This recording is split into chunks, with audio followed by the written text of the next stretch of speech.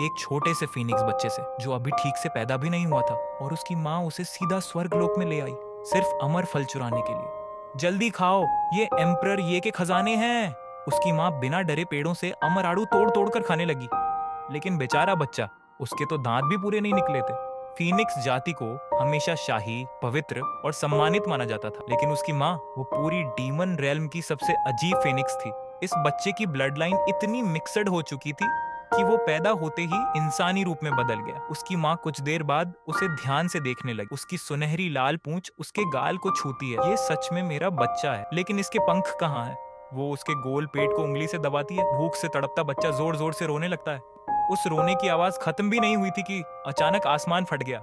एक विशाल सुनहरा हाथ सीधे नीचे गिरा और उसकी माँ को जमीन पर दबा दिया। पूरा आसमान कांप उठा। फिर से तुम, छोटी फीनिक्स। बादलों के बीच से एक लंबा, ठंडा और बेहद डरावना आदमी नीचे उतरा। स्वर्ग का शासक एम्परर ये। उसकी मौजूदगी इतनी भारी थी कि हवा तक रुक गई।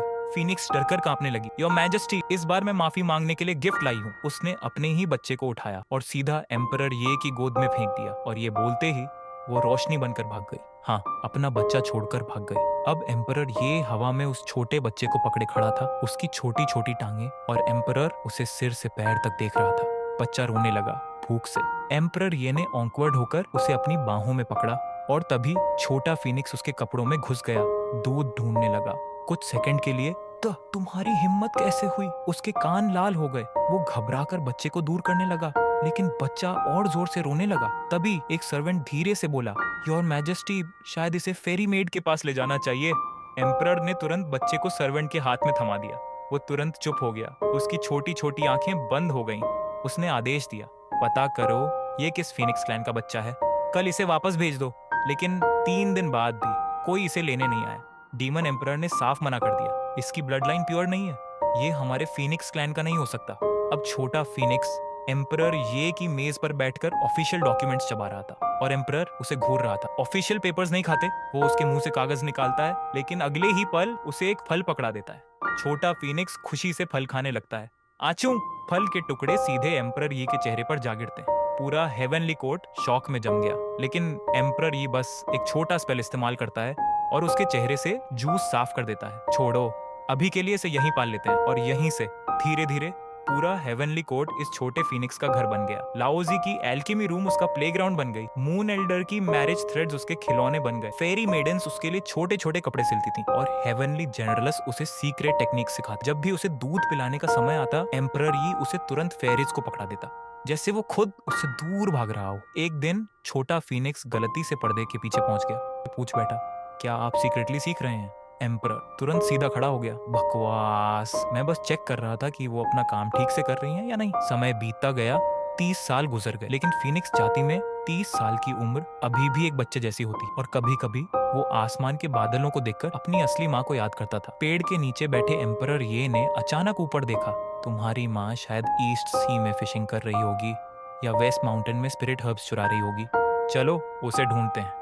ये सुनते ही छोटा फीनिक्स खुशी से पेड़ से कूद पड़ा, और एम्परर ने तुरंत उसे पकड़ लिया। उस पल उसके चेहरे पर हल्की सी मुस्कान थी। उसे खुद भी नहीं पता था कि ये सफर सिर्फ एक माँ की तलाश नहीं बनने वाला, बल्कि उन दोनों की किस्मत को हमेशा के लिए बदल देगा। और ईस्ट सी पहुंचते ही एक ऐसा ड्रैगन प्रिंस उनकी जिंदगी में आने वाला था, जो एम्परर ये के दिल में पहली बार जलन पैदा कर देगा। ईस्ट सी की हवा नमकीन थी, ठंडी थी, और रहस्यों से भरी हुई थी। छोटा फीनिक्स बादलों पर लेटा नीचे समुद्र को देख रहा था। उससे पहले ही सुनहरी रोशनी चमकी, और अगले ही पल दोनों सीधे ड्रैगन पैलेस के सामने खड़े थे। पूरा महल समुद्र के अंदर चमक रहा था, जैसे किसी सपने की दुनिया हो। ओल्ड ड्रैगन किंग खुद बाहर आया। उसके पीछे दर्जनों ड्रैगन प्रिंसेस खड़े थे। योर मैजेस्टी, आपने आने की खबर क्यों नहीं दी? लेकिन तभी छोटे फीनिक्स की नजर किसी पर पड़ी। एक नीले कपड़ों वाला हैंडसम ड्रैगन प्रिंस, एम्बर रंग की आंखें और चेहरे पर शरारती मुस्कान। उसने सीधे फीनिक्स की तरफ इशारा किया। वो मेरा है। फीनिक्स तुरंत सीना फुलाकर बोला, मैं एम्परर की पेट फीनिक्स हूँ। ड्रैगन प्रिंस हंस पड़ा।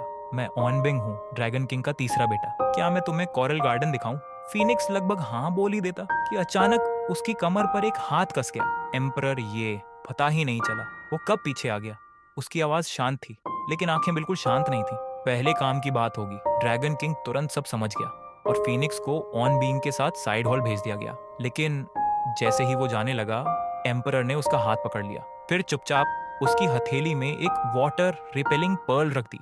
आओ बिंग की आंखें फैल गईं, क्योंकि वो कोई साधारण चीज नहीं थी, वो एंशिएंट डिवाइन आर्टिफैक्ट था जिसे एम्परर खुद रेयरली इस्तेमाल करता था।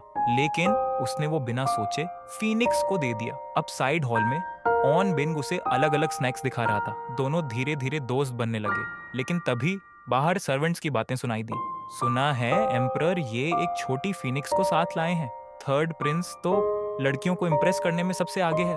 फीनिक्स क्यूरियोसिटी से सुनने लगा और उसके हाथ से केक गिरकर कपड़ों पर लग गया। आओ बिन तुरंत उसके पास आया। उसके कपड़े साफ करने ही वाला था कि धड़ाम दरवाजा खुल गया। एम्परर ये अंदर खड़ा था। उसकी नजर सीधा फीनिक्स के कपड़ों पर गई, फिर ईओ बिंग पर।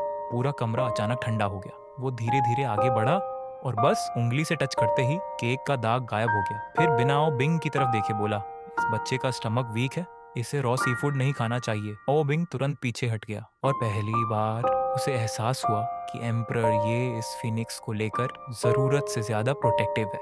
लेकिन असली बात तो एम्परर खुद भी नहीं समझ रहा था। आखिर एक कोल्ड हार्टेड हेवनली एम्परर किसी एक बच्चे के लिए इतना पॉजेसिव क्यों हो रहा था? ड्रैगन पैलेस छोड़ने के बाद उन्हें पता चला कि फीनिक्स की माँ यहाँ भी नहीं है। अब अगला डेस्टिनेशन था वेस्टर्न बौद्धिक किंगडम, जहाँ गोल्डन लाइट पूरे आसमान में फैली हुई थी। वहां पहुंचते ही सैकड़ों बोधिसत्व सूत्राज चंट कर रहे थे। लेकिन जैसे ही एम्परर ये अंदर गया, सबकी नजर उसके साथ खड़े फीनिक्स पर टिक गई। तो यही वो छोटी फीनिक्स है। फिर किसी ने कहा, सुना है इसकी ट्रू फॉर्म बहुत खूबसूरत है।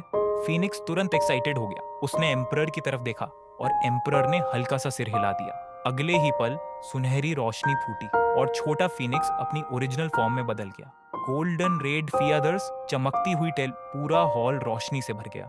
कुछ सेकंड के लिए सारे बोधिसत्व बस उसे देखते रह गए। लेकिन तभी क्षितिगर्भ बोधिसत्व अचानक बोला, क्या तुम झिंगीवन माउंटेन गए हो? वहां 3 लाइव्स मिरर है जो पास्ट लाइफ और डेस्टिन्ड पर्सन दिखाता है। ये सुनते ही फीनिक्स की आंखें चमक उठी। सच? चलो अभी चलते हैं। जिंगयुन माउंटेन हमेशा धुंध से ढका रहता था और उसकी सबसे ऊंची चोटी पर एक विशाल ब्रॉन्ज मिरर खड़ा था। 3 लाइव्स मिरर। फीनिक्स एक्साइटमेंट में भागता हुआ मिरर के सामने पहुंचा। पहले पास्ट लाइफ दिखेगी ना। धीरे धीरे मिरर की सरफेस में हलचल होने लगी और फिर एक छोटी फेरी दिखाई दी, ट्रांसपेरेंट विंग्स, फूलों के बीच उड़ती हुई। फीनिक्स खुशी से चिल्लाया, वो मैं हूँ, कितनी क्यूट थी मैं। लेकिन अब सबसे इंपॉर्टेंट चीज बची थी, डेस्टिन्ड पर्सन। मिरर के अंदर धुंध बनने लगी। एक सिलुएट दिखाई दिया, लेकिन चेहरा साफ नहीं दिख रहा था। फीनिक्स कंफ्यूज हो गया, मैं देख क्यों नहीं पा रहा? तभी पीछे से एम्परर ये की आवाज आई, क्योंकि अभी समय नहीं आया। फीनिक्स पलटा और उसकी सांस रुक गई, क्योंकि मिरर के अंदर दिखाई दे रही सिलुएट धीरे धीरे एम्परर ये की रिफ्लेक्शन से ओवरलैप हो रही थी। उस पल एम्परर ने क्या देखा कोई नहीं जानता, लेकिन उसके बाद पूरा रास्ता वो चुप रहा। फीनिक्स पहली बार उसे इतनी गहरी सोच में देख रहा था, जैसे वो किसी ऐसी चीज से डर रहा हो जिसे वो स्वीकार नहीं करना चाहता। तभी फीनिक्स धीरे से उसका स्लीव पकड़ता है। क्या आप अनहैप्पी हैं?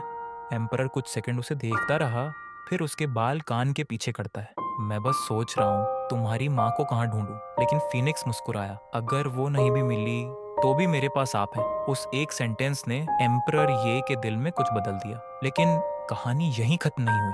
जब दोनों मॉर्टल वर्ल्ड पहुंचे तो हवा में रोस्टेड स्वीट पोटैटोस और कैंडीड हॉथॉर्न की खुशबू थी। फीनिक्स एक्साइटमेंट से पागल हो रहा था और तभी उन्हें एक विशाल मैंशन दिखा। ऊपर लिखा था फिनिक्स रेसिडेंस। एम्परर ये हल्का सा हंसा, ये टेस्ट डेफिनेटली तुम्हारी माँ का है। लेकिन जैसे ही वो अंदर गए, अगले ही पल एम्परर का चेहरा काला पड़ गया, क्योंकि अंदर फीनिक्स की माँ आलीशान कोच पर लेटी थी और उसके आसपास एक दो नहीं, पूरा हैंडसम मैन का ग्रुप था। कोई ग्रेप्स खिला रहा था, कोई पैर दबा रहा था, कोई वाइन डाल रहा था। पूरा माहौल किसी रॉयल हैरेम जैसा था। माँ! फीनिक्स खुशी से दौड़ा और उसकी माँ तुरंत उठकर उसकी तरफ भागी, लेकिन 3 कदम बाद ही रुक गई, क्योंकि उसकी नजर एम्परर ये पर पड़ चुकी थी। कुछ सेकंड की ऑकवर्ड साइलेंस, फिर उसकी माँ जोर से हंसने लगी। उसकी नजर बार बार फीनिक्स और एम्परर के बीच जा रही थी और फिर उसने वो बात कही जिससे एम्परर ये का चेहरा पूरी तरह जम गया।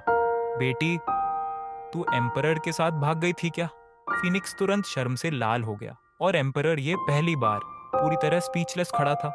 मैं तो डर ही गई थी। मुझे लगा एम्परर अभी भी 30 साल पुरानी बात का बदला लेगा, उसकी माँ हंसते हुए बोली। लेकिन तभी उसने छोटी फीनिक्स की तरफ देखा और अचानक उसका चेहरा बदल गया। बच्ची, तू अभी तक इतनी छोटी क्यों है? फीनिक्स ने गुस्से से मुंह फुलाया। मैं रोज लाऊंजी की इतनी सारी दिव्य गोलियां ही खाती हूँ, कैंडी की तरह। लेकिन तभी स्वर्ग का सम्राट धीरे धीरे उसके सामने झुक गया। उसकी आंखों में पहली बार एक अजीब सी नरमी दिखाई दी।